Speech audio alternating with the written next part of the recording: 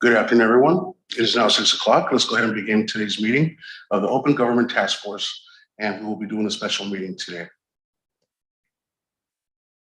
Can I have the roll call, please? Councilmember Okrepke. Here. Councilmember Fleming. Here. Chair Alvarez. Present. Let the record show that all members are present. All right, let's go ahead and move on to public comment. If we can have you. For individuals attending on Zoom, you can go ahead and use the hand raise feature. We do have a hand raise for public comment. One moment.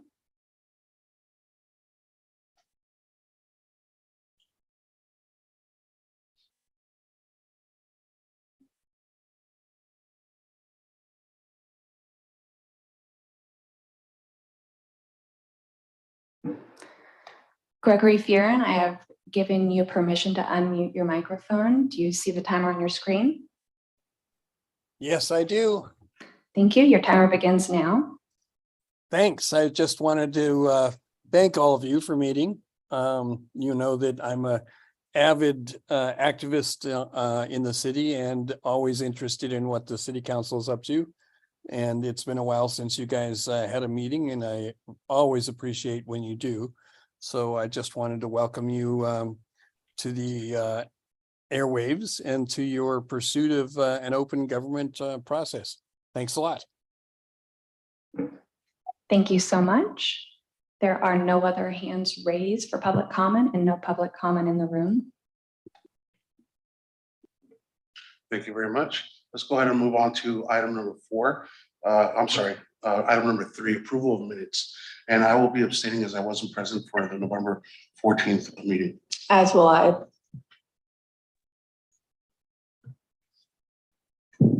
So, That being good said, evening, everybody. Councilman Pepe, would you like to approve these minutes if you have no objection? Oh, yes, Jeff. Hi, good evening. Jeff Burke, City Attorney's Office. So actually, you don't have to have been present. And if 2 of you weren't there, then you probably couldn't take a vote to pass it, the minutes. But you actually can approve the minutes if you trust the secretarial skills of the person who crafted it. And I have no reason to believe that they're not correct. So you could feel comfortable in voting to pass the minutes, even if you weren't present. I appreciate that guidance, sir. And with that being said, if there's no objection from either council members, we'll go ahead and approve the minutes from November 14th, 2022. Seeing no objection, they are approved. Let's go ahead and move over onto item 4, scheduled items, 4.1, presentation, Open Government Task Force Implementation Subcommittee Overview. If you'd like to present that item, please. Yes, thank you. It's really loud. Good evening, council members. I'm Danielle Garduno, Violence Prevention Program Manager.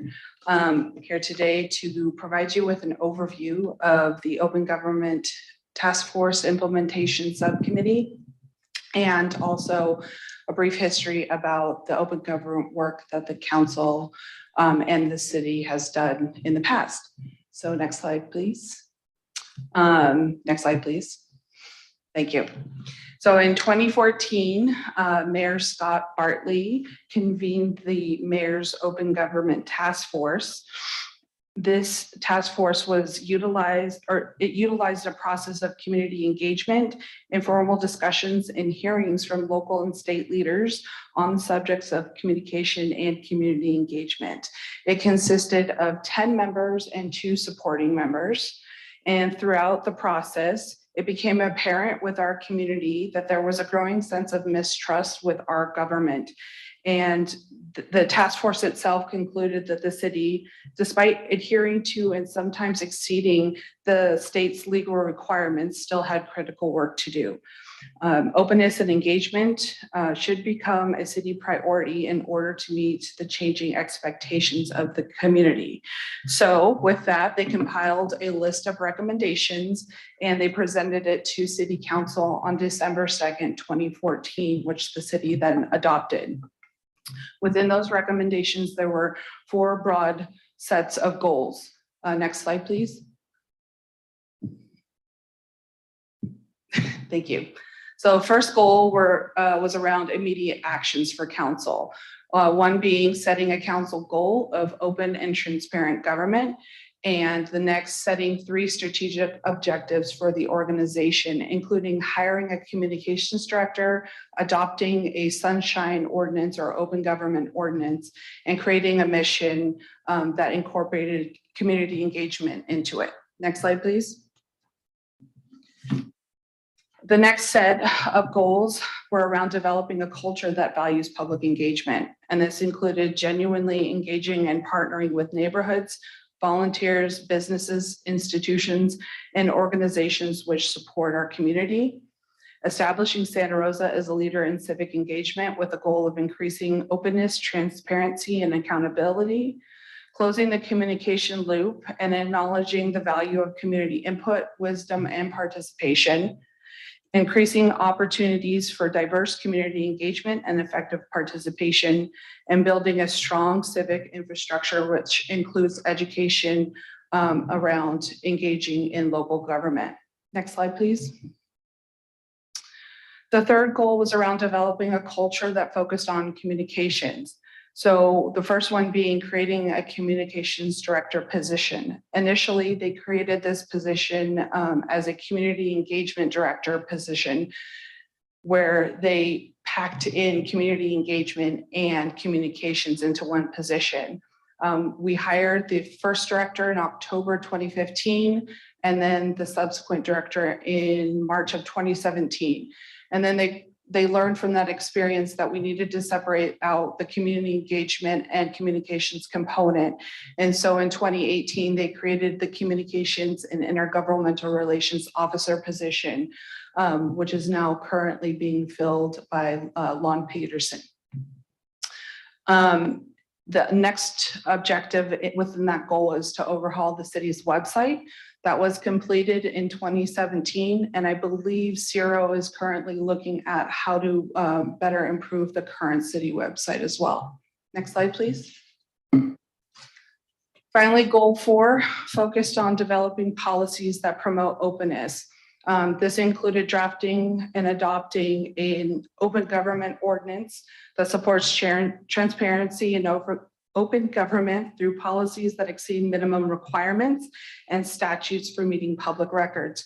This was passed in December of 2020 and has been implemented since then.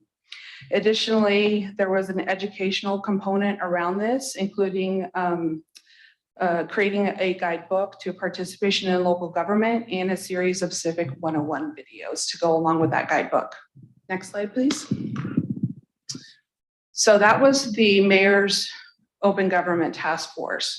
Then at some point along the road, I believe it was in 2018, the council's current subcommittee was created.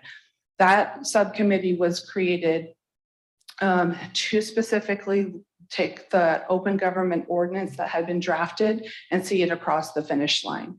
So that was about 2 years worth of work where we met on a monthly basis with city clerk and the city attorney to get the ordinance to where both city staff felt comfortable with it, and then also receiving public input and making sure it was reflective of what the community wanted.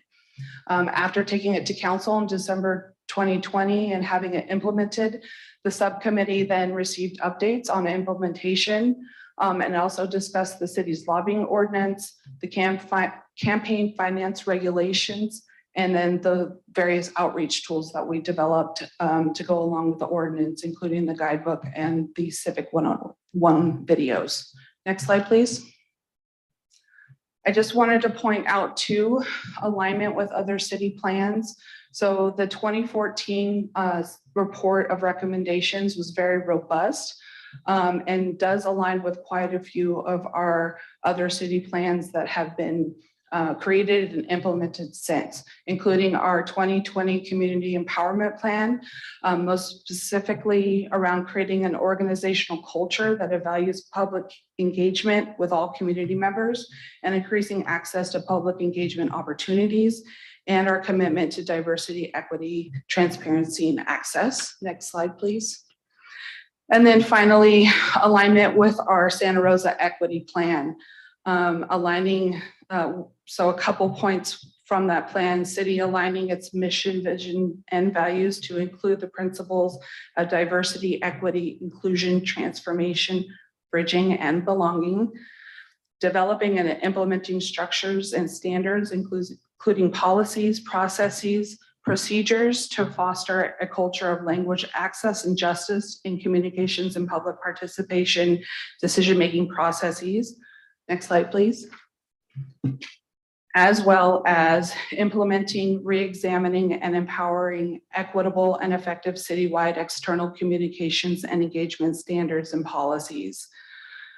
And in addition to that, proactively identifying and responding to individual and community needs, complaints, and systematic challenges through listening, empathy, honesty, and collaboration. Next slide, please.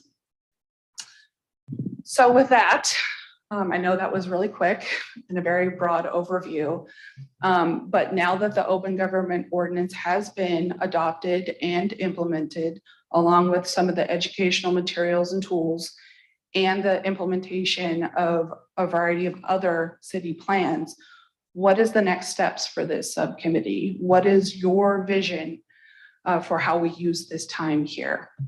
Thank you. Councilwoman. Thank you for the excellent presentation. Do I need to use this for the AV? Okay, otherwise I think you could hear me talk. Okay, it's a little weird. Does this subcommittee function as per the charter or ordinance? No, it does not. So it's at the pleasure of the mayor. Correct. Okay, so my question would be, what goals has the city council set in our last session? We just did our goal setting. Mm-hmm. What goals have we set that could be implemented, if any, through this task force? And if there are none, perhaps then, barring the community coming forward with something, then perhaps this subcommittee is no longer needed in an active state. Yeah.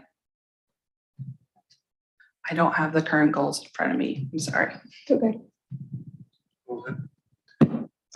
Yeah, and to follow up on Councilmember Fleming's comment, if we're serving in this capacity at the pleasure of the mayor, has the mayor expressed any goals or thoughts about what this committee should accomplish? Not that I'm aware of, and I think it's up to this current subcommittee to figure that out. And I do share the concern of the idea of what is the actual need of this committee, if there's a need at all, and how we can actually adjust the messaging that we're going to be producing if we see the need for this committee moving forward. What needs are within the community, and how can we implement a message that's actually being heard by the target community. Yeah. I think for me, if we were going to ask the question of what is the goal, it's to formulate a plan and a system where we can actually engage the community at their level, opposed to what we've seen in the past of just developing a message and kind of seeing where it sticks. If there's not an emergency or something that is a great concern to the greater wide city of Santa Rosa. Mhm. To that end, I'd be particularly interested in the public, whoever's attending, hearing from them if they have any goals for us. And then suggesting that if they don't, that we await further direction from the mayor or the council at large or the community. I do agree, and I believe we do have an opportunity for a public comment on this item. Unless we have any other comments, go ahead, sir. Yeah, I was just gonna concur with Councilmember Fleming. I think we just recently got a draft version of our finalized goals. And I think once that is finalized, maybe either all of council or maybe starting with the mayor can whittle their way through that to figure out what exactly that we can accomplish here on this task force. And then maybe we have some direction outside of obvious the public's input. Yes, absolutely. So it sounds, and I think we're all in agreement that we do need some direction from our mayor to really formulate or actually give us a reason or reason of existing and how to formulate our energy here. So it's in agreement with the council as a whole. And with that, unless we have any other comments, please. I just wanted to say that one thing that we've done with other subcommittees in the past is sometimes the chair will look at the goals. So if we're unable to come up with something today and in the future you see something that you think that we should bring forward, that's one other avenue. And then another thing that I've seen happen is that a subcommittee can go dormant, but not cease to exist, because I think it'd be a difficult argument to say that we shouldn't exist at all. There's going to always be things that are going to come up, but perhaps now is not a moment where there is one of those things. And I guess the question that arises is for the mayor who implemented this committee, was there anything that was an emergency or something that he saw at the time for the need for this committee to exist in the first place? I know there was a little bit of unrest, Yes. if I'm not mistaken, but I believe to add to that, there was a list of at least 10 things which the committee was addressing. And part of that was the non-citizen voting, amongst other issues. And since then, we have, as a council, introduced the SEED program or SEED Collaborative, which helped address some of these issues, which didn't exist when the list was being formulated. Correct. That's correct. And that's why I had shown some of those slides up there as to where we align with the equity plan. I believe there is plans for the very near future to form I think it's called the Vibe Committee, which will be an internal working group of city staff to move those recommendations forward. Very well. Go ahead. Since I'm new here, and for my own edification, what overlap do we have with, say, the Community Advisory Board and the Board of Community Services? Are there things that they would tackle that we wouldn't, or we would tackle that they wouldn't? That's a really good question. They actually have on their under their chartered scope the civic engagement piece, community engagement, and providing input on community engagement strategies, and helping to educate the community and get them more involved in our local government. For Community Advisory Board, I can't speak to the Board of Community Services. So a lot in common. A lot in common. Okay. Yeah.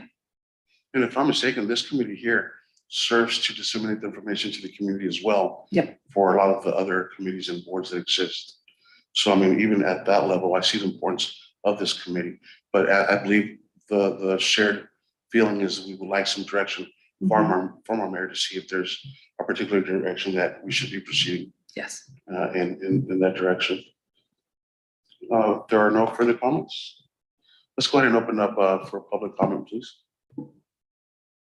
For item number 4.1, we're opening it up to public comment. For all members who are participating via Zoom, please go ahead and use the hand raise feature. We do have one public comment.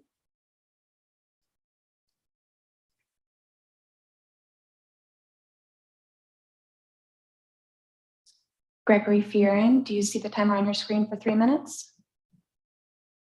Yes, I do. Okay, go ahead and begin your public comment. Your timer begins now. Thanks a lot.